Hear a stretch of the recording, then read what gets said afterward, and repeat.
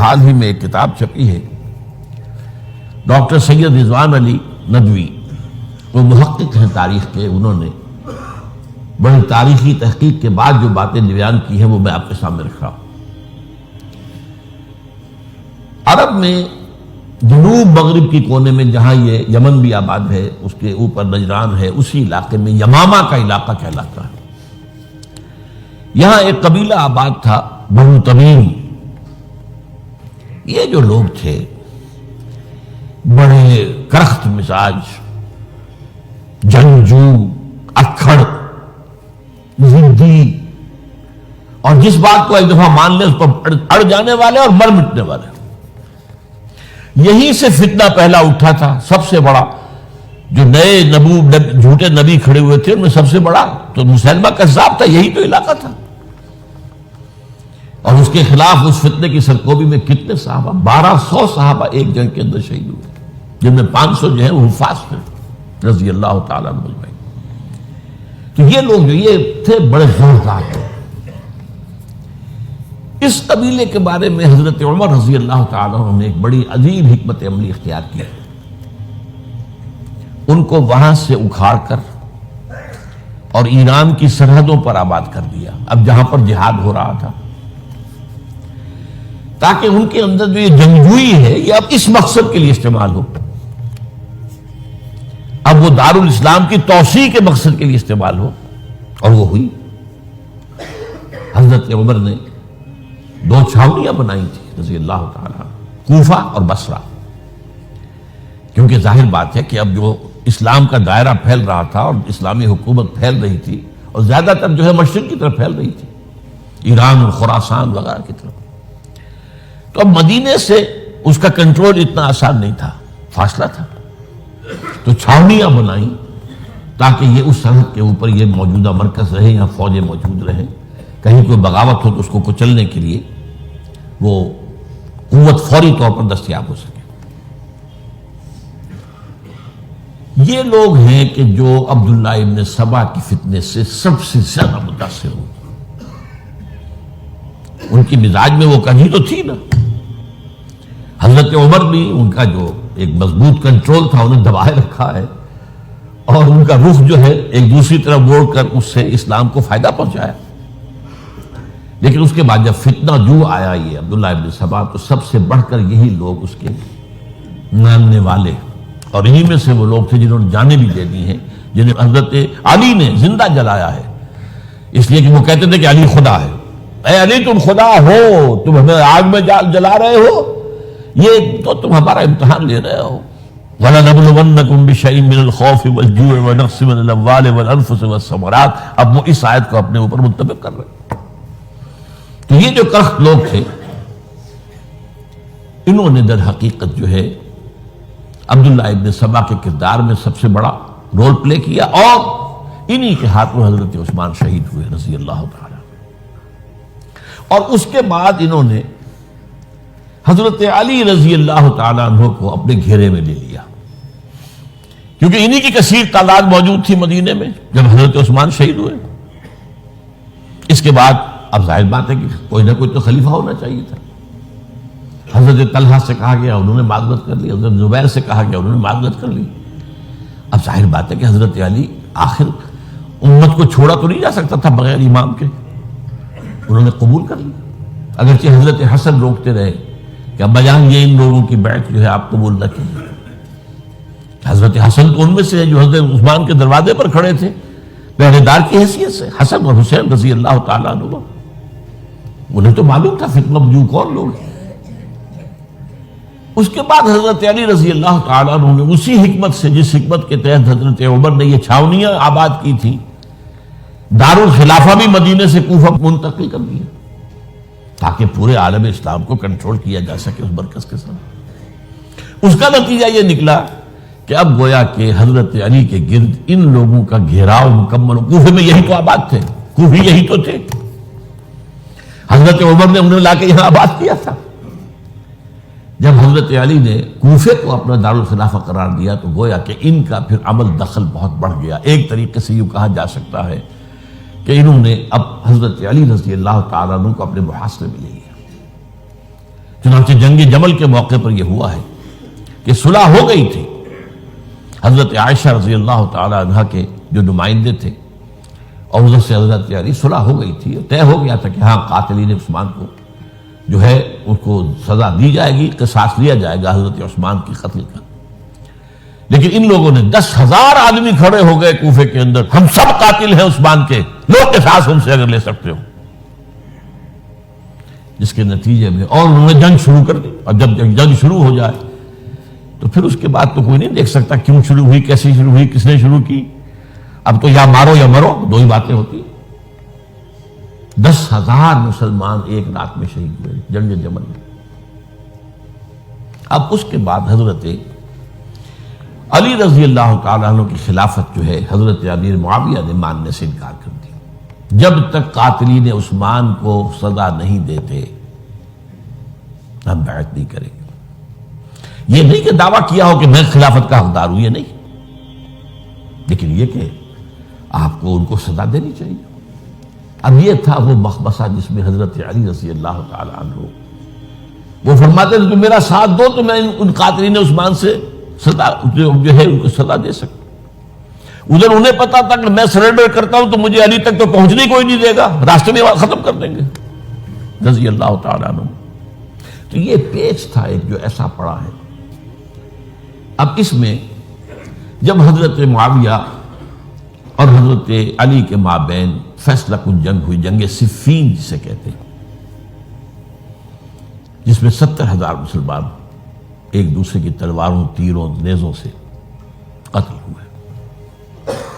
اس موقع پر حضرت معاویہ کی طرف سے ایک آفر آئی. قرآن مجید کو نیزے پر اٹھا کر لوگوں نے کہا کہ یہ خونریزی بند کر دو، ہم قرآن کا فیصلہ ماننے کو تیار ہیں. حضرت علی دیکھ رہے تھے کہ یہ اصل میں میری فتح کو شکست سے بدلنے کا پروگرام ہے. تقریباً فتح میری ہو چکی ہے، لیکن یہ جو طبقہ تھا یہ ہے ان کا نہیں، بڑی ٹھیک بات کہہ رہے ہیں، وہ مانیے ان کی بات. جنگ بند کی. انہوں نے ہی یہی لوگ تھے جنہوں نے مجبور کیا حضرت علی کو کہ وہ تحکیم پر رضامند ہو جائے. اس کے بعد تحکیم میں جو معاملہ ہوا، حضرت علی حضرت عبداللہ ابن عباس کو اپنی طرف سے حاکم بنانا چاہتے تھے. یہ اڑ گئے نہیں. یہ اڑ جانے والے لوگ، اور یہی اصل قوت تھے. وہاں ساری طاقت کوئی نہیں کی تھی. تو انہوں نے ابو موسیٰ اشعری کو اپنی طرف سے مقررہ، وہ بہت نرم خو آدمی تھے، انہیں بناؤ. بہرحال جو بھی بات طے ہوئی، اب تاریخ کی روایتوں میں اختلاف ہو سکتا ہے. کہا یہ جاتا ہے کہ طے تو یہ ہوا تھا حکمین کے مابین، ادھر سے ابو موسیٰ اشعری، ادھر سے عمرو بن العاص رضی اللہ تعالی عنہما، کہ آپ اپنے جو کلائنٹ ہیں حضرت علی، آپ انہیں معزول کر دیجئے، میں معاویہ کو معزول کر دیتا ہوں. پھر جو ہے مسلمان فیصلہ کر لیں کسی اور کی عبادت. انہوں نے کھڑے ہو کے کہہ دیا میں علی کو معزول کرتا ہوں، اور عمرو بن العاص نے کہا کہ میں معاویہ کو قائم کرتا ہوں. اب یہ ہے روایت، واللہ عالم اس میں کتنا سچ ہے کتنا جھوٹ ہے. میں کوئی مورخ نہیں ہوں، میں کوئی تاریخ کا محقق نہیں. اس کے بعد جو ہے اب یہ لوگ انہوں نے کہا کہ مانیے تحکیم کو، اور جب انہوں نے حضرت علی نے اس تحکیم کے فیصلے کو ماننے سے انکار کیا تو باغی ہو گئے. حضرت علی کو کافر قرار دیا، اور جا کر ایک جگہ پر حرورہ ایک جگہ تھی، وہاں پر جا کے جمع ہو گئے، جتھا بندی کی بہت بڑی طاقت پر وہاں کر. انہوں نے طے کیا کہ علی بھی کافر ہو گیا، معاویہ بھی کافر ہو گیا، عمرو بن العاص بھی کافر ہو گئے، سب کافر ہیں. حضرت علی کی طرف سے ایک گئے سفیر ان سے بات کرنے کے لیے، تو انہوں نے کہا تم نے تو کہا تھا کہ تحکیم کو تسلیم کرو، کہ ہاں ہم نے گناہ کیا تھا، کفر کیا تھا، ہم توبہ کی ہم نے. اگر علی بھی مان لے کہ میں نے مان کر کفر کیا تھا، اب میں توبہ کرتا ہوں، تو ہم ان کی بات مان لیں گے. اب حضرت علی اس طرح کا جھوٹ کیسے بولتے ہیں؟ انہوں نے تو کوئی کفر نہیں کیا تھا. بہرحال انہوں نے پھر بھی نرمی برتی کہ دیکھو اگر تم کوئی خونریزی نہیں کرو گے، فساد نہیں مچاؤ گے، تو میں تمہیں کچھ نہیں کہوں گا. لیکن وہ اپنی ان شرارتوں سے بعد نہیں آئے. تو پھر تیسری جو بڑی جنگ ہوئی ہے ان جنگوں میں، جنگ نہروان کہلاتی ہے. حضرت علی کی جنگ خوارج کے ساتھ، جس میں 4000 خارجی جو ہے وہ قتل ہوئے۔ اور یہ بات اب آپ نوٹ کر لیجئے کہ یہ لوگ جیسا کہ اکھڑ بھی تھے لیکن اپنی بات پر ڈٹ جانے والے تھے، لیکن ساتھ ہی دیندار بھی تھے، نمازی اور روزے دار بھی تھے۔ یہ اس طرح کے لوگ نہیں تھے کہ جو فاسق اور فاجر ہو، بس یہ مزاج کا ایک ہے جس بات دل میں بیٹھ گئی اڑ گئے۔ تو یہ اصل میں انہوں نے پھر فیصلہ کیا کہ اور تو ہمارے بس میں اب کچھ نہیں ہے، ان تینوں کو قتل کر دیا جائے، علی کو بھی اور معاویہ کو بھی اور عمرو بن العاص کو بھی۔ تو ایک جگہ ان کی سازش ہوئی، 3 آدمی معین ہو گئے، ایک ہی وقت کا طے فیصلہ ہو گیا، فلاں تاریخ کو فجر کے وقت تم جاؤ، وہ تم کوفے کی جامع مسجد میں، جب علی نماز جماعت کرا رہے ہو خنجر مارو انہیں۔ اور یہ اس کا نام ابن ملجم تھا، خارجی، یہ وہی لوگ بنو تمیم کے لوگ۔ دوسرا جو تھا وہ دمشق میں حضرت معاویہ کو قتل کرنے شہید کرنے کے لیے پہنچ گیا۔ تیسرا مصر پہنچ گیا حضرت عمرو بن العاص کو۔ اب یہ بات اللہ کی طرف سے ہے، یہ تو اس کی مشیت ہے، اس کا فیصلہ ہے۔ حضرت علی پر وار کارگر ہوا، اب شہید ہو گئے۔ حضرت معاویہ پر وہ وار ذرا اوچھا پڑا، زخمی تو ہوئے لیکن آپ کی جان بچ گئی۔ عمرو بن العاص اس روز مسجد میں کسی معذوری کی وجہ سے، عذر کی وجہ سے فجر میں آئی نہیں سکے، لہذا حضرت علی کی شہادت ہو گئی۔ اب یہ ہے اصل پس منظر، کن لوگوں نے کیا شہید، اصل میں وہ سمجھ لینے کی بات ہے۔ یہ خوارج نے شہید کیا، لیکن خوارج کا فتنہ سبائی فتنے ہی کا آف شوٹ ہے، اسی کے ذیل میں ہے، اسی کی ایک شاخ ہے، اسی کا ایک نتیجہ ہے۔ یہ خوارج جو ہے بعد میں بھی ان کی مسلسل جو ہے وہ جنگیں رہی ہیں۔ بہرحال اس صورتحال کو یہ سمجھ لیجئے کہ یہ خلفائے ثلاثہ رضی اللہ تعالی عنہ، حضرت عمر شہید، عثمان شہید، علی شہید۔ عجیب بات ہے کہ تینوں کا نام عین سے شروع ہوتا ہے، عمر عین سے، عثمان عین سے، علی عین سے، تینوں شہید ہوئے ہیں۔ لیکن یہ کہ یہ ہے تاریخی پس منظر۔ اب اس کے بعد میں صرف آپ کو چند اشارے دوں گا، میں نہیں چاہتا کہ اس سے آگے کوئی تفصیل سے گفتگو ہو۔ حضرت علی کی شہادت کے بعد لوگوں نے، جبکہ ابھی حضرت علی زخمی تھے، انتقال نہیں ہوا تھا، آپ سے پوچھا کہ ہم حسن کے ہاتھ پر بیعت کر لیں رضی اللہ تعالیٰ۔ آپ نے فرمایا نہ میں تمہیں اس کا حکم دیتا ہوں اور نہ روکتا ہوں، یہ تمہارا معاملہ ہے، امر المسلمین ہے، مسلمان فیصلہ کر لیں جس کو چاہیں۔ چنانچہ حضرت حسن رضی اللہ تعالیٰ عنہ کے ہاتھ پر بیعت ہو گئی۔ اب معاملہ ٹھہرا حضرت حسن اور حضرت معاویہ کے مابین۔ 6 ماہ خلافت رہی ہے حضرت حسن کی رضی اللہ تعالیٰ عنہ، اور میں انہیں 5واں خلیفہ راشد مانتا ہوں۔ ابو بکر، عمر، عثمان، علی، حسن، انہوں نے کوئی اپنی قوت سے خلافت حاصل نہیں کی تھی، بلکہ مسلمانوں نے انہیں خلیفہ بنایا تھا۔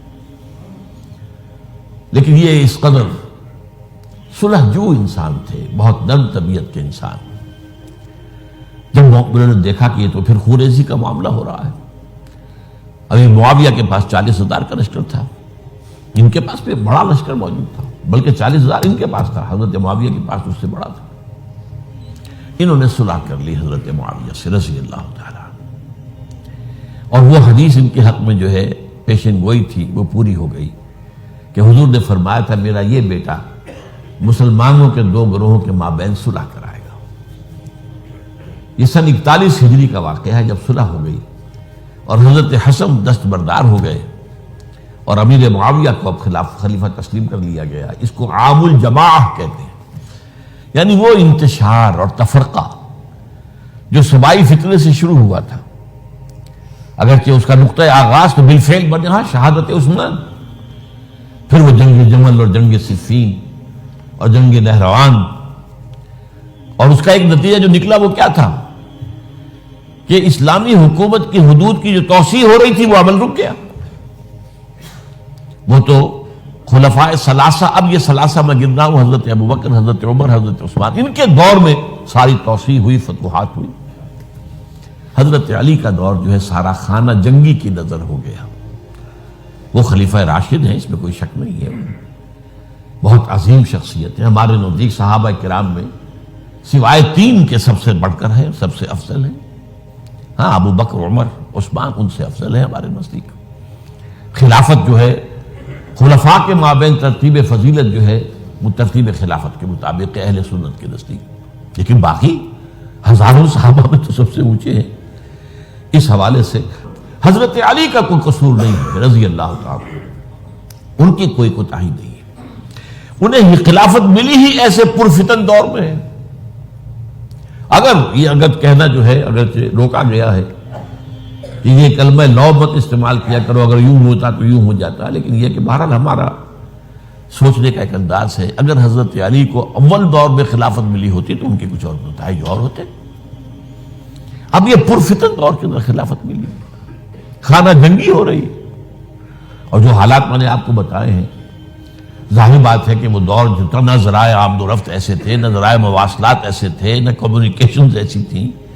وہ تو یوں سمجھیے کہ دارالخلافہ کے اندر کے حالات جو ہیں بس وہیں پر فیصلہ ہو رہا تھا.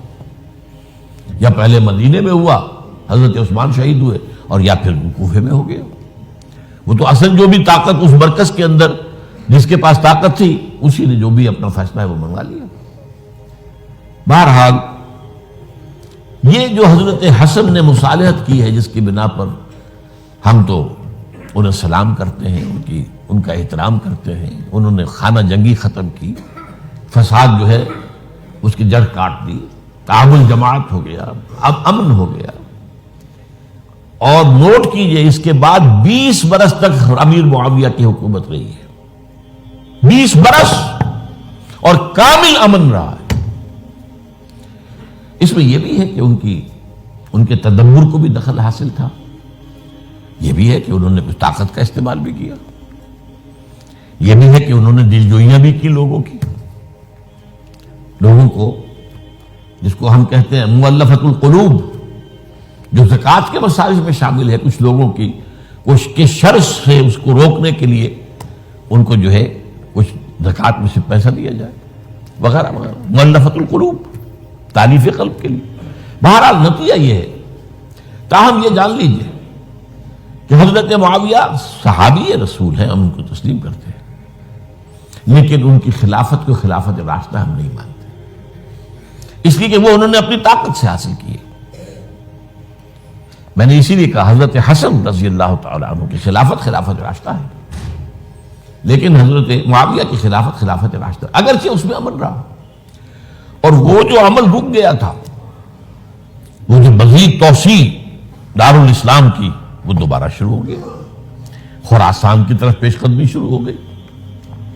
ادھر پہلا بحری بیڑا بنایا حضرت معاویہ نے رضی اللہ تعالیٰ عنہ، اور یہ بحیرہ روم کے بعد جزائر کو فتح بھی کیا. انہی کے زمانے میں مسلمان فوجیں جو ہیں استنبول تک پہنچ گئی، قسطنطنیہ کی فصیل تک پہنچ گئے. اگرچہ فتح نہیں ہو سکا قسطنطنیہ اس وقت، وہ تو بعد میں کئی 100 سال بعد ترک جو خلیفہ تھا اس کے ہاتھ میں فتح ہوا، محمد فاتح. لیکن یہ کہ باہر پہنچ گئے تھے وہاں تک، یہ عمل بھی شروع ہو گیا. لیکن انہی لوگوں نے حضرت حسن کو گالیاں دی اس کام پر کہ تم نے صلح کیوں کی. امیر الکافرین کہا، امیر المنافقین کہا، اور انہیں خطاب یا آر المومنین، اے مومنوں کے لیے آر کی کا اور شرم کے باعث. اور ان کے خیمے پر حملہ کیا، اسے جلایا، ان کی جان کے در پہ تھے کہ تم نے صلح کیوں کی.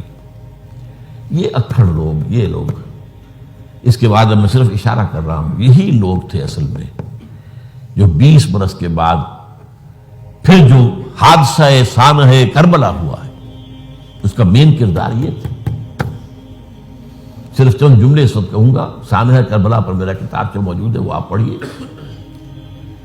حضرت معاویہ رضی اللہ تعالیٰ عنہ کو مغیرہ ابن شعبہ ایک بزرگ صحابیوں میں سے تھے، انہوں نے مشورہ دیا کہ دیکھیے آپ کی خلافت سے پہلے 4 برس تک خانہ جنگی رہی، 1 لاکھ کے قریب مسلمان ایک دوسرے کی تلواروں سے ختم ہو گئے. اب اگر وہ زمانہ گزر گیا، کبار صحابہ تو فوت ہو چکے، بڑے صحابہ تو گئے. اب تو یہ 9 مسلم جو فتح کے بعد ایمان لائے یا اس کے بعد ایمان لائے جبکہ سورہ توبہ کی آیات نازل ہو گئی، اب تو یہ لوگ، یا پھر اب نئے لوگ جو مفتوحہ علاقے میں ایمان لا رہے ہیں، مسلمان ہو رہے ہیں.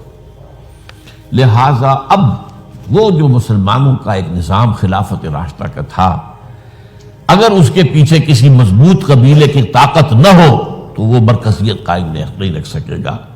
لہذا آپ یزید کو اپنا ولی عہد مقرر کر دیں.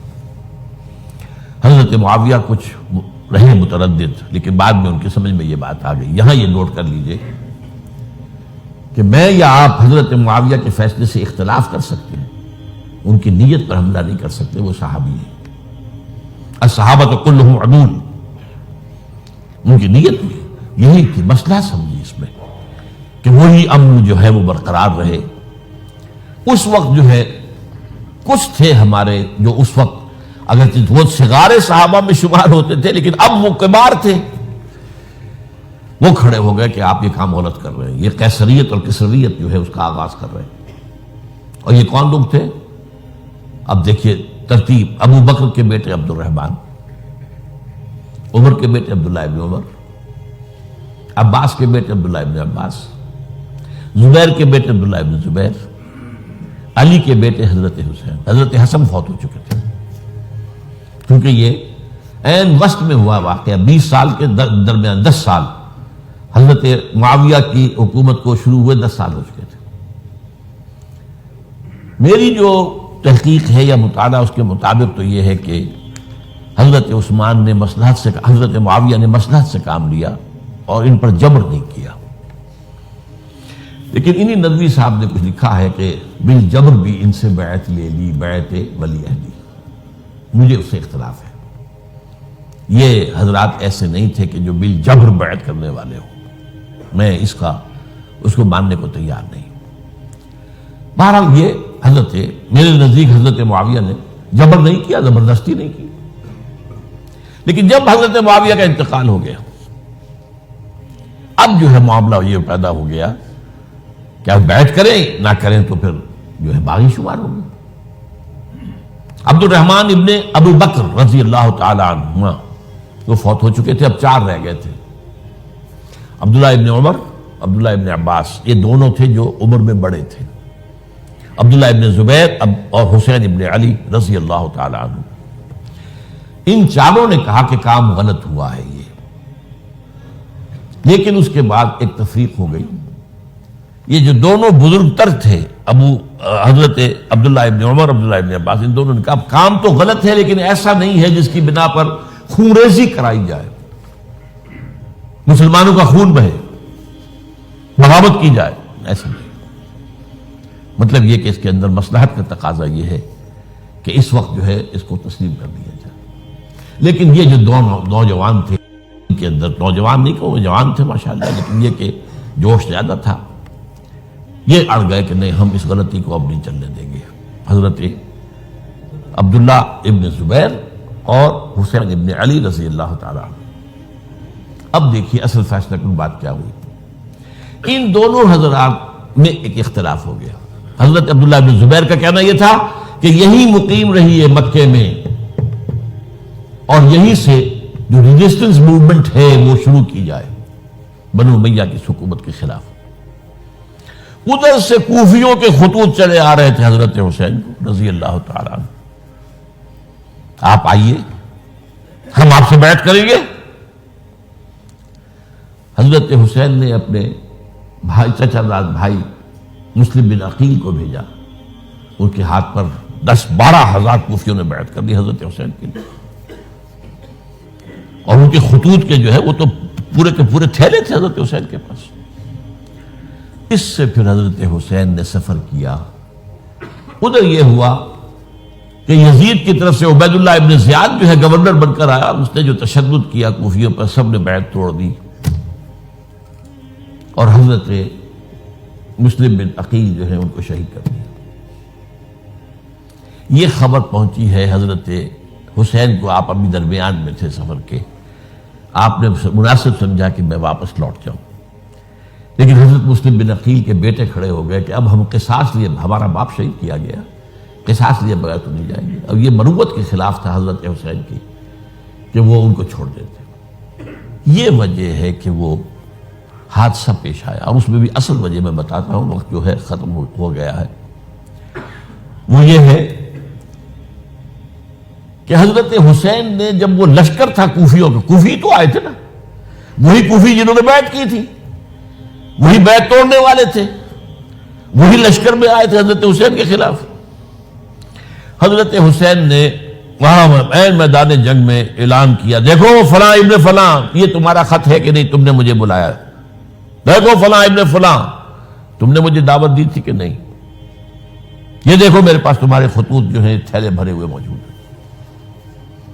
اب انہیں اندیشہ یہ ہوا کہ اگر حضرت حسین کو کسی طرح بھی یزید تک پہنچ جانے دیا گیا تو ہمارا جو ہے بانڈا پھوٹ جائے گا، پھر ہماری خیر نہیں۔ ورنہ حضرت حسین نے کہا تھا، دیکھو یا مجھے واپس جانے دو، یا مجھے سرحدوں کی طرف جانے دو، میں کفار کے ساتھ جہاد کرتے ہوئے اپنی زندگی صرف کر دوں گا، یا مجھے یزید کے پاس جانے دو، میں اس کے ساتھ اپنا معاملہ کر لوں۔